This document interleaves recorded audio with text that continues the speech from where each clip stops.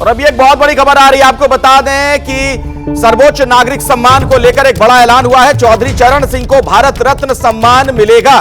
चौधरी चरण सिंह को, नरसिम्हा राव को भी भारत रत्न सम्मान मिलेगा। बहुत बड़ी खबर अभी की आपको बता दें। जाहिर तौर पर संकेतों में तमाम मायने मतलब इसके होंगे, लेकिन अभी की दोनों बड़ी खबरें, चौधरी चरण सिंह और पीवी नरसिम्हा राव दोनों को भारत रत्न सम्मान देने का फैसला किया गया है।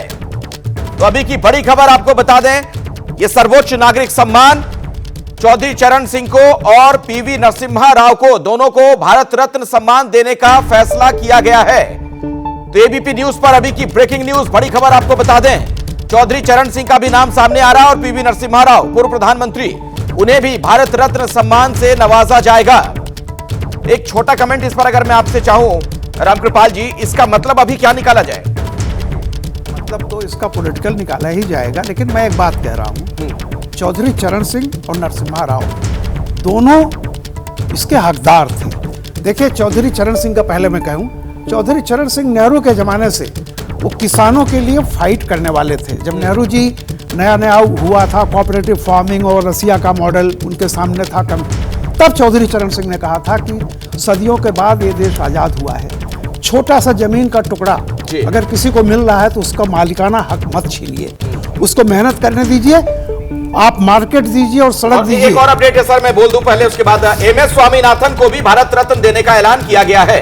एक और अपडेट आपको दे दें, बड़ी खबर यह भी, एमएस स्वामीनाथन का नाम भी इस लिस्ट में शुमार है, यानी चौधरी चरण सिंह, पीवी नरसिम्हा राव, एमएस स्वामीनाथन, इन्हें भारत रत्न से नवाजा जाएगा मरणोपरांत। जी अपनी बात रखिए। हाँ, ये तीनों ही नाम बहुत अच्छे हैं अपने अपनी फील्ड के।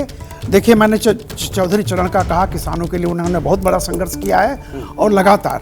दूसरा जो है नरसिम्हा राव, जो भी न्यू इकोनॉमिक पॉलिसी जिसको एनईपी कहते हैं अगर हिंदुस्तान में, वो नरसिम्हा राव पर जाती है। पूरी उन्होंने अर्थव्यवस्था को खोला, ये साहस लिया उस समय जबकि बिल्कुल लोग कोई साहस नहीं कर सकता था कि मतलब ग्लोबलाइजेशन से भारत को, ग्लोबलाइजेशन से, और उसका परिणाम 20 साल के 30 साल के बाद भारत आज देख रहा है कि नरसिम्हा राव और स्वामीनाथन तो निश्चित तौर पर इनको बहुत पहले मिलना चाहिए था।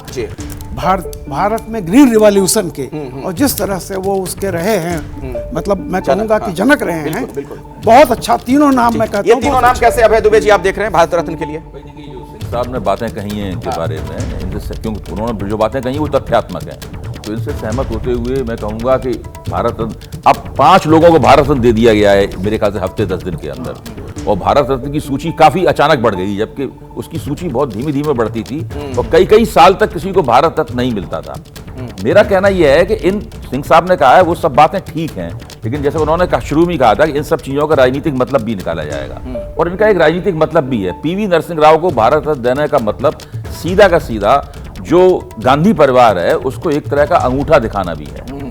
उनसे यह भी कहना है कि आप, जब सोनिया गांधी ने नरसिम्हा राव से कांग्रेस की कमान ली थी, तब से लगातार नरसिम्हा राव का नाम डाउन प्ले किया जा रहा है कांग्रेस की राजनीति में, उनको कोई महत्व नहीं दिया जाता। तो ये वो है।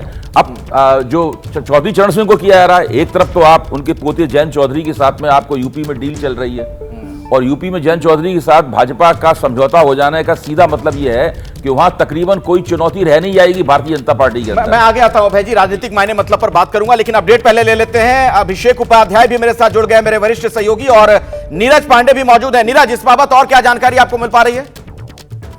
देखिए, जानकारी अभी फिलहाल यही है कि 3 बड़े लोगों को, चौधरी चरण सिंह, पीवी नरसिम्हा राव, स्वामीनाथन, तीनों लोगों को भारत रत्न से नवाजा गया है।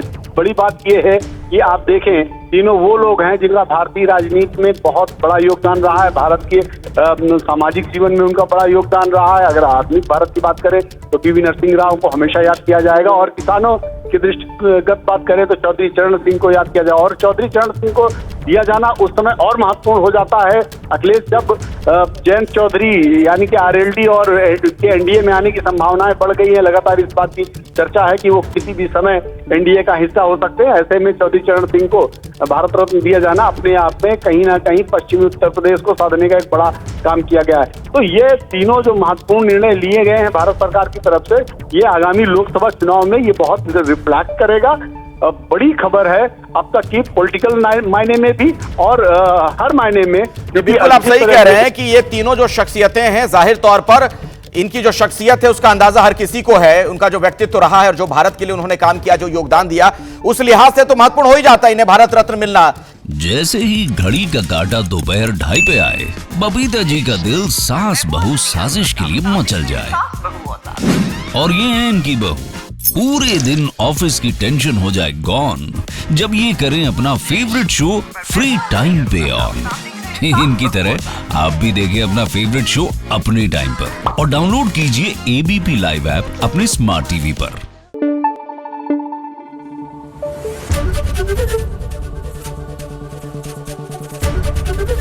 एबीपी न्यूज आपको रखे आगे।